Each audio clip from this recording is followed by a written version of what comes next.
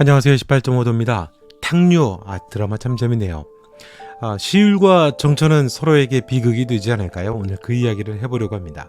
어디까지나 저의 뇌피셜이긴 한데요. 같은 적을 향해서 칼을 뽑게는 되는데 결국 그 칼끝이 서로를 향하게 되는 비극이 될 것 같습니다.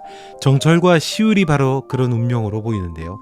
형제처럼 가까웠던 두 사람이 왜 서로에게 가장 큰 비극이 될 수밖에 없는지 그 잔인한 구조를 뇌피셜 해보려고 합니다. 정천과 시율 두 사람은 탁하고 썩어빠진 조선의 흐름과 충돌하고 좌절하고 절망하는 인물들이죠. 또 새로운 길을 모색을 합니다. 시율을 먼저 볼까요? 시율은 타락하고 무능한 조선 때문에 어머니까지 잃었습니다. 거기다 무과 시험을 볼 기회조차 박탈당했죠. 국가가 제도가 그 거대한 시스템이 한 개인의 모든 걸 빼앗아갑니다. 무능하고 무기력하고 부패하기까지 했죠. 관가에 불을 지르고 도망자 신세가 됩니다. 그나마도 부패한 관리들과 왈패들로 인해 먹고 사는 일조차도 늘 위태롭기만 하죠. 부패한 사회에서의 백성의 삶이었습니다. 정천은 어떤가요? 그나마 포도청 관리가 되긴 했지만 역시 부패한 조선의 민낯을 매일 마주해야 되는 인물입니다. 심지어 억울한 모함까지 당하고 옥살이까지 하게 되죠. 그래서 정천은 대우군과 손을 잡게 됩니다. 썩어빠진 세상을 뒤집어 새로운 질서를 만들어야 된다는 그런 꿈을 꾸게 되는 거죠. 여기까지만 보면 둘 다 정의로운 인물입니다. 정철과 시율 둘 다 썩은 세상을 정화하려고 하는 그런 개혁가들인데요. 그런데 문제는 탁한 세상을 마주하는 두 사람의 방향이 너무 다르다는 겁니다. 정천과 대우군이 꿈꾸는 건 뭘까요? 위로부터의 개혁입니다. 권력의 중심에서 법과 질서를 바로 세워서 세상을 바꾸겠다는 거죠. 반면에 시율은 무덕을 도우면서 힘없는 자들과 함께하게 됩니다. 아래로부터의 연대가 되는 거죠. 각자의 자리에서 세상을 정화하려고 움직이지만 그게 서로를 위협하는 방향으로 가는 구조라는 겁니다. 누가 세상을 맑게 하는가라고 하는 동일한 목표일 수 있지만 결국 정천은 권력의 언어를 말하게 되고 시율은 생존의 언어, 삶의 언어를 말하는 거거든요. 충돌할 수밖에 없습니다.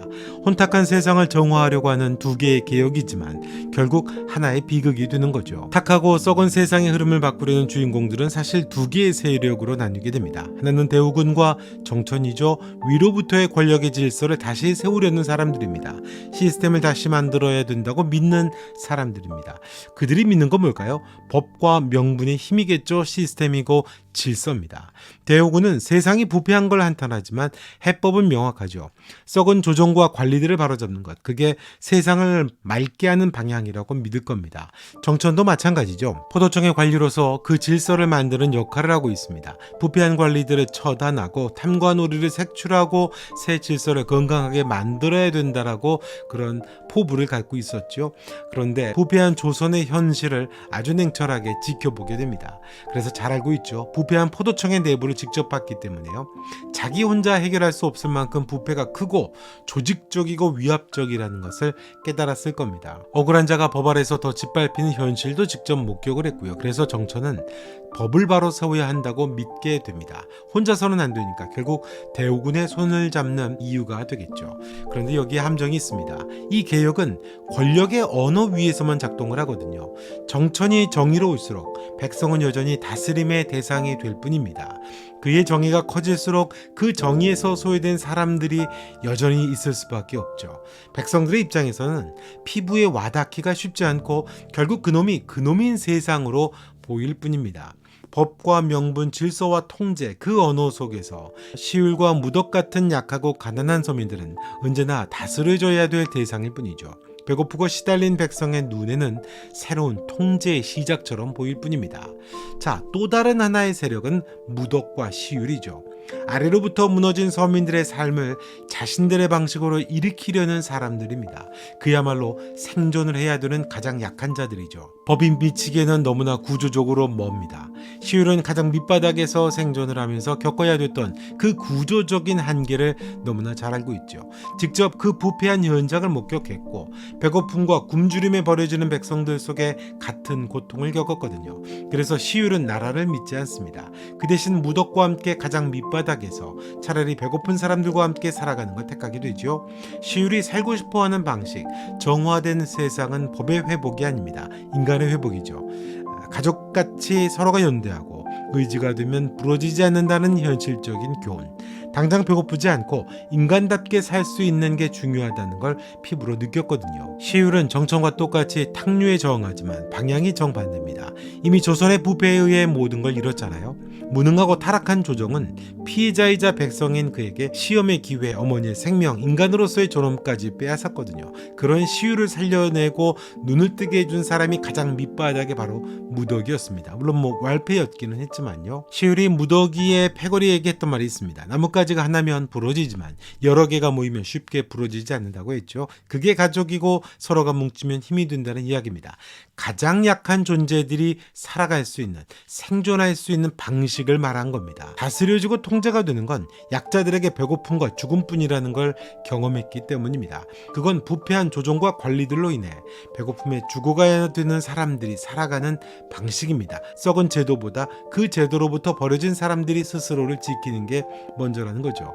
아마도 시율은 이전의 왈패들처럼 단순히 싸움만 잘하는 무덕의 오른팔이 아닐 겁니다. 시율의 싸움은 폭력이 아니겠죠. 먹고 살 길을 잃은 일꾼들과 서민들을 모아 서로 돕고 나누고 함께 살아가게 만드는 여러 급의 작대기, 연대일 겁니다. 그래서 시율이 왈패로서 일꾼들에게 품삯을 줄 때도 늘 넉넉하게 넘치도록 부어주곤 했거든요.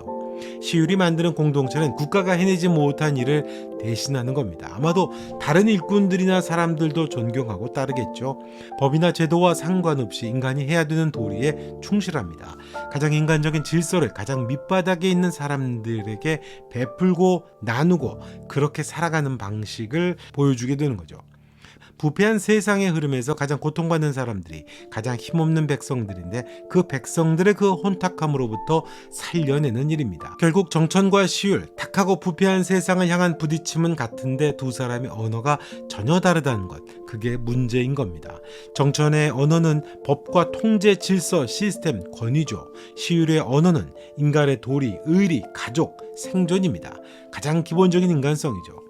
기존 시스템 안에서 권력을 가진 사람은 세상을 정화하려면 질서를 다시 세워야 된다고 믿습니다. 반면에 시율은 질서가 사람을 짓밟게 될 때 그 질서를 거스르지 않으면 살 수가 없기에 거스르더라도 인간의 도리라고 믿게 될 것으로 보인다는 거죠. 그렇게 되면 충돌은 불가피하죠. 정천과 대우군이 생각하는 법과 질서가 돌아오게 되면 시율은 범죄자가 됩니다. 질서에 부딪히는 인물이죠. 시율의 공동체가 서민들에게 지지를 받을수록 정천의 법은 그들을 다스려야 합니다. 권위와 질서의 눈으로 볼 때 그건 역시 또 다른 탕류거든요. 세상을 정화한다는 같은 방향인 것 같지만 정천과 시율은 결코 만날 수가 없는 안타까운 정화 개혁을 각자가 바라보고 있는 거죠.